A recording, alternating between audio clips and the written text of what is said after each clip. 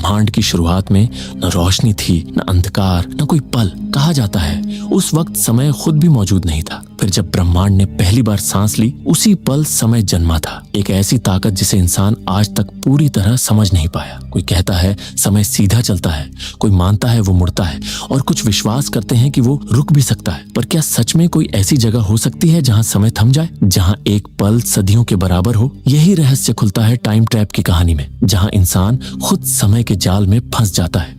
दोस्तों, अगर आपको ऐसी जबरदस्त साइंस फिक्शन फिल्में पसंद हैं, तो आप बिल्कुल सही जगह पर आए हैं। ऐसी ही और धमाकेदार एक्सप्लेनेशन के लिए चैनल को सब्सक्राइब कर लीजिए। तो चलिए बिना किसी देरी के वीडियो शुरू करते हैं। हॉपर अपने कुत्ते के साथ एक वीरान जगह में किसी चीज की तलाश कर रहा था। हॉपर एक आर्कियोलॉजिस्ट था। तभी उसकी नजर दूर पहाड़ी पर एक गुफा के मुहाने पर पड़ी। हॉपर उस ओर चल पड़ा। गुफा के मुहाने पर पहुंचकर हॉपर ने टॉर्च से अंदर देखा। अंदर एक आदमी खड़ा था। हॉपर ने उसे कई बार आवाज दी, पर वह आदमी एक मूर्ति की तरह खड़ा रहा, जैसे समय उसके लिए थम गया हो। हॉपर को कुछ समझ नहीं आया। वह उस समय अपने कुत्ते के साथ वापस अपने स्टूडेंट्स के पास चला गया। स्टूडेंट्स से अलविदा कहकर हॉपर वापस उस रहस्यमय गुफा के पास लौट आया, लेकिन इस बार पूरी तैयारी के साथ। हॉपर ने सबसे पहले गुफा के मुहाने पर रस्सी बांधी, ताकि भीतर जाने में कोई खतरा न हो। उसका डॉग भी साथ था, लेकिन जैसे ही वो गुफा के पास पहुंचा, डॉग ने आगे बढ़ने से साफ इनकार कर दिया। हॉपर ने एक बार फिर उस अजीब से इंसान की तरफ देखा। वो अब भी वहीं स्थिर खड़ा था। हॉपर ने तय किया कि वो अकेले अंदर जाएगा, लेकिन कुछ ही कदम भीतर बढ़ने पर उसने महसूस किया कि सामने की हवा अजीब ढंग से कांप रही है, जैसे कोई अदृश्य दीवार गुफा और बाहरी दुनिया के बीच खड़ी हो। यह दृश्य हॉपर को और ज्यादा आकर्षित करने लगा। बिना कुछ सोचे वो उस हवा को पार करता हुआ गुफा की गहराई में उतर गया। लेकिन हॉपर नहीं जानता था कि जब उसने पहली बार उस अदृश्य दीवार को पार किया, तब गुफा के बाहर पूरे 3 दिन गुजर चुके थे। हॉपर की अचानक गुमशुदगी से टेलर समझ गया कि कुछ गड़बड़ है। उसने अपने 4 दोस्तों को इकट्ठा किया और पहाड़ियों में हॉपर को खोजने निकल पड़ा। रास्ते में उन्हें हॉपर की कार नहीं मिली, लेकिन एक पुरानी बस में हॉपर की बचपन की फैमिली फोटो जरूर मिली। टेलर को लगा कि शायद हॉपर अकेले अपने परिवार की खोज में यहां आया था, जो सालों पहले रहस्यमयी तरीके से लापता हो गया था। इसका मतलब था कि हॉपर आसपास ही कहीं था, लेकिन उनका कोई सुराग नहीं मिल रहा था। तभी फरबी की नजर बस के पीछे एक पुरानी रस्सी पर पड़ी। रस्सी का पीछा करते हुए वो सब एक खाली गुफा तक पहुंच गए, लेकिन रस्सी खाई के किनारे पर जाकर खत्म हो गई थी। नीचे क्या है ये समझना मुश्किल था। फिर भी 4 दोस्तों ने नीचे उतरने का फैसला किया, जबकि डरा हुआ फरबी बाहर ही रुक गया, बिना ये जाने कि यही फैसला उसकी जिंदगी की सबसे बड़ी भूल बनने वाला था। बाकी चारों दोस्त रस्सी के सहारे नीचे उतरते गए। रास्ते में उन्होंने भी उस अदृश्य हवा की दीवार को पार किया, लेकिन उन्हें कोई रुकावट महसूस नहीं हुई। अब सीन यहीं कट होता है और फिर हम वापस हॉपर को देखते हैं, जो उस अदृश्य दीवार को पार करके उस आदमी की तरफ बढ़ता है, जो एक स्टैच्यू की तरह खड़ा था। जैसे ही वो उस आदमी के करीब पहुंचा, उसका शरीर धीरे धीरे हिलने लगा, और तभी जब हॉपर उस अदृश्य दीवार के पार गया, वह आदमी अचानक चलने लगा, जैसे समय फिर से बहने लगा हो। यह देखकर हॉपर का दिल तेजी से धड़कने लगा। और तभी गुफा के अंदर एक और अजीब घटना घटी। बाहर की रोशनी अजीब तरह से कांपने लगी, जैसे किसी और शक्ति का उस पर काबू हो। इसके साथ ही गुफा से एक गहरी दहाड़ गूंजी, जिसने हॉपर को वहीं जड़ कर दिया। उसकी सांसें थमने लगीं और तभी एक इंसानी चीख उसकी रूह तक उतर गई। अब हॉपर को यकीन हो गया कि यह जगह बेहद खतरनाक है। डर से कांपता हुआ हॉपर बिना पीछे देखे गुफा से बाहर भागा, लेकिन जब वो बाहर पहुंचा तो उसके पैरों तले जमीन खिसक गई। बाहर की दुनिया पूरी तरह से बदल चुकी थी। जो थोड़ी देर पहले दिन था, अब वहां रात हो चुकी थी और उसका कुत्ता भी उसे कहीं दिखाई नहीं दिया। थोड़ी राहत की बात यह थी कि उसकी कार अभी भी वहीं थी, लेकिन जैसे ही वो कार तक पहुंचा, उसने देखा कि कार झाड़ियों में पूरी तरह से छुप चुकी थी और अब स्टार्ट भी नहीं हो रही थी। शुरुआत में हॉपर को लगा कि शायद किसी ने मजाक किया है, मगर जब उसने अपना आईडी कार्ड देखा, जो ऑक्सीडेशन के चलते पूरी तरह पीला पड़ चुका था, तब उसे एहसास हुआ कि कुछ बहुत बड़ा हो चुका है। मगर सोचने का वक्त नहीं था, उसे जल्द से जल्द वहां से निकलना था। इसी बेचैनी में उसकी नजर एक पुरानी कार पर पड़ी, जो रास्ते में खड़ी थी। हॉपर ने मदद की उम्मीद में जोर से आवाज लगाई, लेकिन कोई जवाब नहीं मिला। तब उसने सोचा कि शायद इस कार से बैटरी निकालकर अपनी गाड़ी चला सके, लेकिन जब वो उस गाड़ी के करीब गया, उसकी धड़कनें फिर से थम गई। वो गाड़ी सालों से वहीं खड़ी थी, जबकि हॉपर को अच्छे से याद था कि जब वो पहली बार यहाँ आया था, तब वहां कोई गाड़ी नहीं थी। तभी उसकी नजर उस कार के अंदर एक पुराने बैकपैक पर पड़ी। वो उसके स्टूडेंट टेलर का था। हॉपर ने हर तरफ टेलर को आवाज दी, लेकिन कोई जवाब नहीं मिला। अब हॉपर घबरा गया था। उसे लगा कि शायद टेलर भी उस गुफा के अंदर चला गया है। अपने स्टूडेंट की जान बचाने के लिए उसने एक बार फिर गुफा में लौटने का फैसला लिया। अब हमें वापस टेलर और उसके दोस्तों को दिखाया जाता है जो गुफा में उतर चुके हैं। जब वो गुफा के अंदर होते हैं तभी गुफा के काफी गहराई से उन्हें किसी की चीख सुनाई देती है। ये आवाज सुनते ही सब डर जाते हैं और जैकी घबरा कर रस्सी के सहारे ऊपर चढ़ने लगती है, लेकिन तभी रस्सी अचानक टूट जाती है और जैकी नीचे गिर जाती है। फिर जब टेलर दूसरी रस्सी को हल्के से खींचता है तो वो भी नीचे गिर जाती है। पहले तो टेलर को लगा कि शायद फर्बी उनसे मजाक कर रहा है, लेकिन जब उसने रेडियो उठाकर गुस्से में फर्बी को पुकारा तो काफी देर तक कोई जवाब नहीं आया। टीम अभी हालात समझने की कोशिश ही कर रही थी कि अचानक उनके पास ही किसी भारी चीज के गिरने की तेज आवाज गूंजी। सबके कदम वहीं थम गए। टेलर ने खुद को संभालते हुए फिर से फर्बी को रेडियो पर कॉल किया ताकि वो एक और रस्सी नीचे भेज सके, लेकिन तभी कुछ अजीब हुआ। रेडियो पर अचानक फर्बी की चीख सुनाई दी। वो मदद के लिए पुकार रहा था। सब चौंक गए क्योंकि फर्बी तो एक बच्चा है, लेकिन ये आवाज किसी बच्चे की नहीं थी। इस आवाज ने टीम को और भी बेचैन कर दिया। सबने मिलकर तय किया कि अब और इंतजार नहीं करेंगे और फर्बी को ढूंढने निकल पड़े। एक खुले से रास्ते से गुजरते वक्त उनकी नजर एंट्रेंस की तरफ गई, जहां की रोशनी असामान्य तरीके से कभी तेज हो रही थी तो कभी बुझ रही थी। इसी बीच कारा की नजर एक ऊंचे पत्थर पर पड़ी और जब वो उस पर चढ़ी तो देखा कि वहां एक टूटी हुई रस्सी पड़ी थी। स्पष्ट था कि ये वही रस्सी थी जिससे फर्बी उतरा था, लेकिन जैसे ही उसने नीचे झांका उसका दिल कांप उठा। फर्बी का शरीर वहां बेसुध पड़ा था। सबके चेहरों पर गम और डर एक साथ झलकने लगा। टेलर ने जब रस्सी को ध्यान से देखा तो उसे यकीन हो गया कि कोई इसे जानबूझकर काट चुका था, जैसे फर्बी को नीचे जाने से रोकना चाहता हो। मगर ये बात समझ नहीं आई क्योंकि फर्बी तो हमेशा से डरपोक था और कभी अकेले नीचे उतरने की हिम्मत नहीं करता था। हालात को समझने के लिए टीम ने फर्बी के रिकॉर्डिंग डिवाइस की मदद लेने का फैसला किया, लेकिन जैसे जैसे फुटेज आगे बढ़ती गई उनकी उलझन और भी गहरी होती चली गई। रिकॉर्डिंग में साफ दिख रहा था कि जब टीम नीचे पहुंची तब तक फर्बी के लिए 7 दिन बीत चुके थे। इन 7 दिनों में फर्बी ने हॉपर की जीप खोज निकाली थी और पहाड़ के बेस पर लगी एक इमरजेंसी रस्सी भी। एक परित्यक्त बस में उसे एक पुराना मिडिवल जर्नल भी मिला जिसमें लिखा था कि एक स्पेनिश रानी ने अपने पति की जान बचाने के लिए फाउंटेन ऑफ यूथ की तलाश में एक एक्सपीडिशन भेजा था, लेकिन गुफा के मूल निवासियों ने उन पर हमला कर दिया। कुछ लोग मुश्किल से भाग पाए जबकि पूरी एक आर्मी रहस्यमयी तरीके से गायब हो गई। इससे भी ज्यादा चौंकाने वाली बात तब सामने आई जब फर्बी को एक और जर्नल मिला, हॉपर के पिता का। इससे पता चला कि हॉपर के माता पिता भी कभी इस गुफा में फाउंटेन ऑफ यूथ की तलाश में आए थे अपनी बीमार बेटी को बचाने के लिए। रिकॉर्डिंग में समय तेजी से बीतता गया और दिखा कि फर्बी के पास अब खाने का कोई सामान नहीं बचा था। वो समझ चुका था कि बाकी 4 लोग शायद कभी वापस नहीं आएंगे। उसके पास मैनुअल कार चलाने का विकल्प नहीं था और हजारों किलोमीटर पैदल लौटना असंभव था। ऐसे में उसने हॉपर की बॉडी को ढूंढने के लिए नीचे रस्सी से उतरने का फैसला किया, लेकिन जैसे ही वो एंट्रेंस पर पहुंचा वहां की रोशनी अचानक से तेज चमकी और फिर रस्सी टूट गई। फर्बी सीधा नीचे जा गिरा। कैमरे ने जो दिखाया वो इतना डरावना था कि ग्रुप के लोग उससे आगे की रिकॉर्डिंग देखने की हिम्मत नहीं जुटा पाए और वीडियो बंद कर दिया। अब उनके सामने एक बड़ा सवाल था।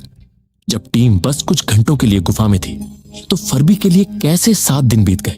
इसका जवाब किसी के पास नहीं था, लेकिन एक बात तय थी, इस सब के पीछे गुफा की रहस्यमयी प्रकृति ही जिम्मेदार थी। अब उनका मकसद था किसी भी हालत में यहां से जिंदा निकलना, मगर किसी को भी रस्सियों पर अब यकीन नहीं था।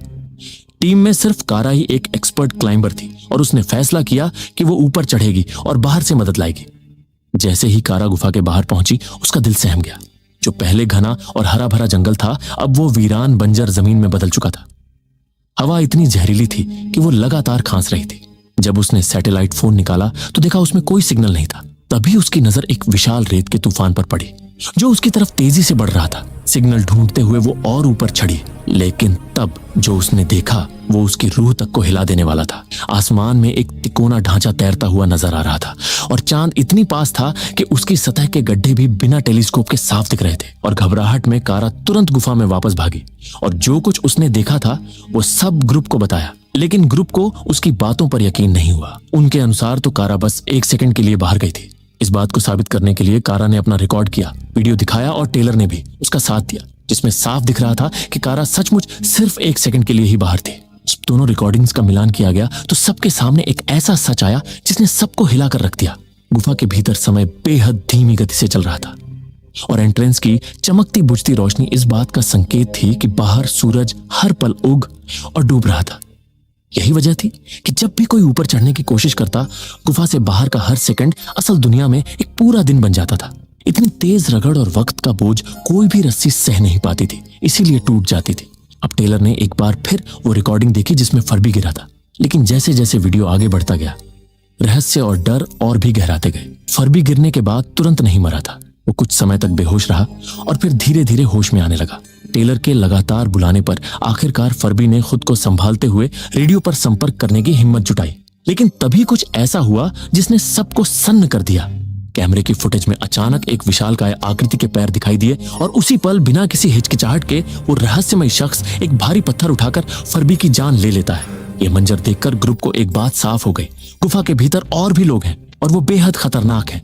लेकिन असली डर की शुरुआत तो अब हुई थी।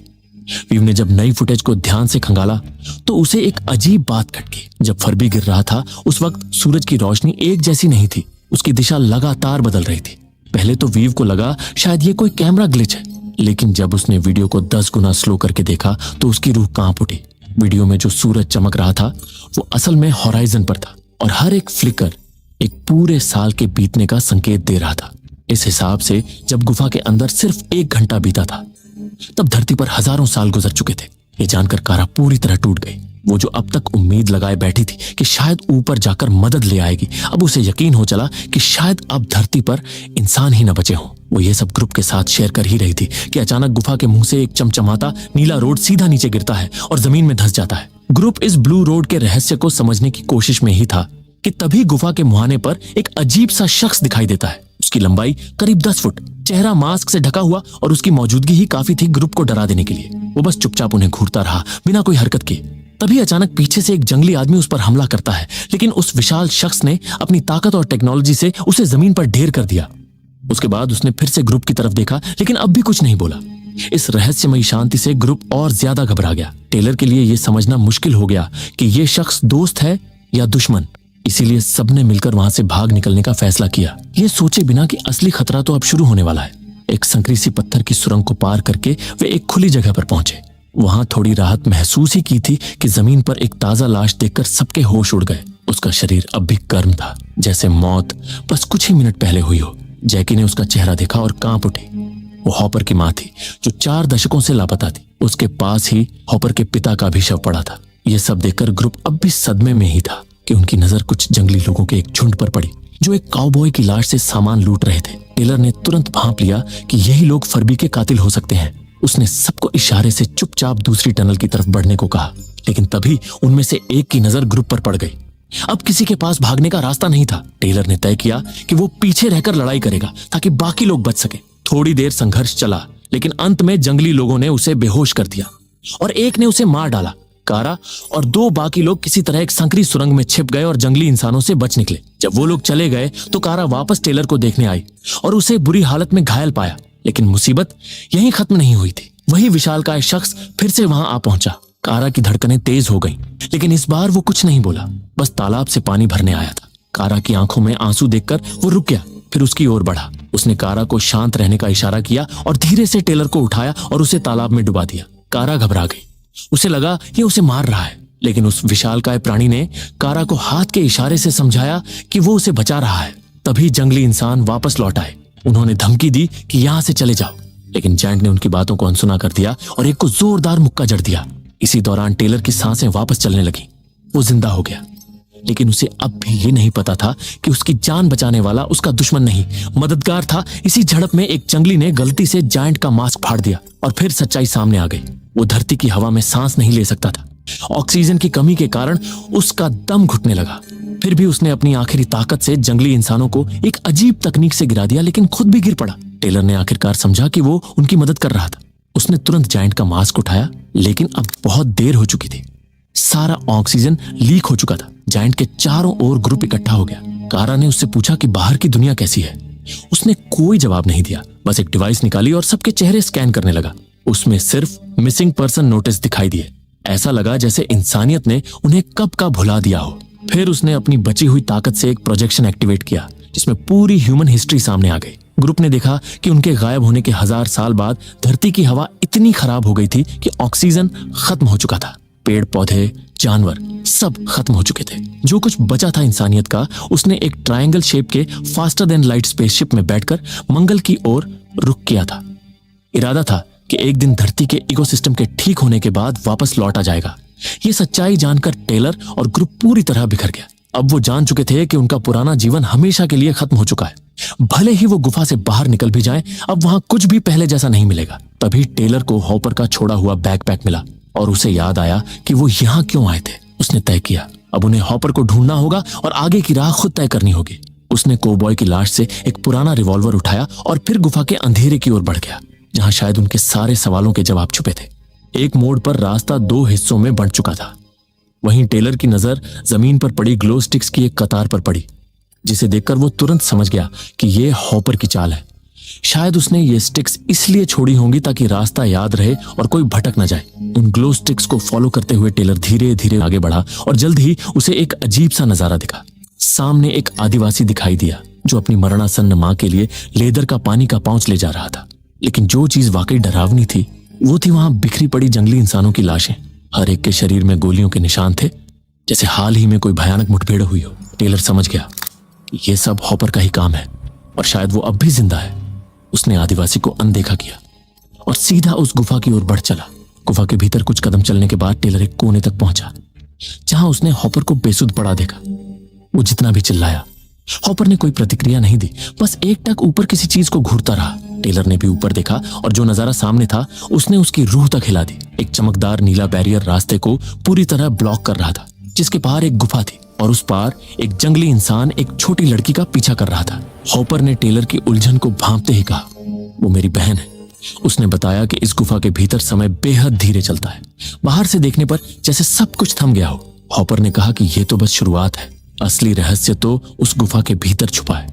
वहां का दृश्य किसी सपने जैसा था। मेडिवल युग के कुछ सैनिक जंगली इंसानों के एक झुंड से लड़ते दिख रहे थे। शायद ये वही स्पेनिश क्वीन की खोई हुई सेना थी जिनकी कहानियां अब तक बस किताबों में थी। बाहर सदियां बीत चुकी थी, लेकिन गुफा में जंग अभी शुरू ही हुई थी। वक्त की रफ्तार यहाँ इतनी धीमी थी कि इसे समझ पाना लगभग नामुमकिन था। टेलर ने हॉपर की बहन को बचाने की नीयत से बैरियर की तरफ कदम बढ़ाया ही था कि हॉपर ने उसे झट से रोक लिया। हॉपर ने कहा, अगर तुम 1 सेकंड के लिए भी इस बैरियर के उस पार गए तो इस तरफ हजारों साल बीत जाएंगे और जब तक तुम वापस लौटोगे हम सब कब के मर चुके होंगे। उनके पास एक ही चारा था, जल्द से जल्द इस जगह को छोड़ देना। टेलर ने भारी मन से हॉपर की बात मानी और उसे वहां से निकालने की कोशिश करने लगा, लेकिन तभी उसकी नजर हॉपर के सीने के जख्म पर पड़ी जो उसे हिलने भी नहीं दे रहा था। उसी समय वो जादुई पानी जिसे लड़की ने एक जंगली इंसान पर डाला था अपना असर दिखाने लगा और वो एक एक कर उठने लगे। अब यह तय था कि अगर कुछ नहीं किया गया तो कोई नहीं बचेगा। हॉपर ने हालात को समझते हुए टेलर से उसकी रिवॉल्वर मांगी और कहा कि वो अपनी बची खुची ताकत का इस्तेमाल करेगा ताकि दूसरों को भागने का वक्त मिल सके। उसने चीखते हुए कहा, भागो जब तक मौका है। उसकी आवाज सुनते ही पूरा ग्रुप ये टनल की ओर दौड़ पड़ा, अपने पुराने एग्जिट की तरफ। लेकिन जैसे ही वो उस जगह पहुंचे, उन्होंने देखा कि जहां पहले एक सफेद चमकती रोशनी थी, वहां अब एक स्थिर हरे रंग का ग्लो फैला हुआ था। सभी के चेहरे पर उलझन थी, लेकिन वक्त कम था। वे तुरंत जंट की लैडर की ओर भागे जिससे वो बाहर निकल सकते थे। जैसे ही वे लैडर के पास पहुंचे, उन्होंने देखा कि एग्जिट अब एक चमकते हुए हरे लिक्विड से पूरी तरह ब्लॉक हो चुका था। नीचे जंगली इंसान खड़े होकर उन्हें घूर रहे थे। स्थिति को समझने के बाद कारा ने हिम्मत करके अपना हाथ उस लिक्विड में डाला, लेकिन तुरंत ही एक अज्ञात प्राणी ने उसका हाथ पकड़कर अंदर खींच लिया। कारा ने अपनी पूरी ताकत से संघर्ष किया। टेलर ने तुरंत उसका हाथ पकड़ लिया। नीचे एक जंगली आदमी लैडर में चमकते हुए एक बटन को देख रहा था। उसने जैसे ही एक बटन दबाया, टेलर और बाकी सबका संतुलन बिगड़ गया और वे गिरने लगे। इस अफरा तफरी में कारा पूरी तरह से उस लिक्विड पूल के अंदर खींच ली गई। लेकिन जो सबसे हैरान कर देने वाली बात थी वो ये कि पूल के अंदर मौजूद प्राणी ने उसे नुकसान पहुंचाने के बजाय उसके चेहरे पर एक ऑक्सीजन मास्क लगा दिया। कारा की नजर से देखा जाए तो टेलर और बाकी लोग जैसे जमे हुए थे, समय जैसे थम गया हो। तभी पानी से 3 इलेक्ट्रॉनिक टेंटिकल्स निकले। उन्होंने टेलर और बाकी लोगों को पकड़कर कसकर जकड़ लिया और हवा में उठा लिया। नीचे खड़े जंगली इंसानों की आंखों में सिर्फ हैरानी और सदमा था। कारा अचानक से फिर एग्जिट पर वापस आई और उसने बाकी लोगों को गाइड किया कि वो अपनी सांस रोकें। फिर एक एक करके उसने सबको पानी के अंदर खींच लिया। नीचे खड़े जंगली इंसान बस उन्हें हैरानी से देख सकते थे। कुछ ही पलों बाद और ज्यादा टेंटिकल्स गुफा में घुस आए, लेकिन इस बार उन्होंने जंगली इंसानों को नजरअंदाज कर दिया। और सीधे टनल के अंदर घुसकर कुछ ढूंढने लगे, जैसे किसी चीज की तलाश हो। सीन अचानक बदलता है और हमें फर भी दिखाई देता है, जो किसी पानी से भरे पूल में अचानक होश में आता है। उसने चारों ओर देखा। वातावरण पूरी तरह अजीब था। एक विंडो से उसे धरती छोटी होती दिख रही थी, जैसे वो अब स्पेस में है। वो समझने की कोशिश ही कर रहा था कि आखिर ये हो क्या रहा है। तभी हॉपर पानी से बाहर निकला। दोनों ने एक दूसरे को देखा, हैरानी में डूबे हुए थे, लेकिन बोलने का मौका मिले उससे पहले टेलर और बाकी लोग भी वहां आ गए। उन्होंने नए यूनिफॉर्म्स पहन रखे थे। हॉपर के माता पिता और उसकी बहन को भी उसी जादुई पानी की मदद से बचा लिया गया था। एक नई शुरुआत, एक नई दुनिया की तरफ। और ये कहानी यहीं खत्म हो जाती है। अगर आपको ये वीडियो पसंद आई हो तो लाइक करना ना भूलें और ऐसी ही सिनेमैटिक एक्सप्लेनेशंस देखने के लिए तो सब्सक्राइब करें। मिलते हैं अगली वीडियो में।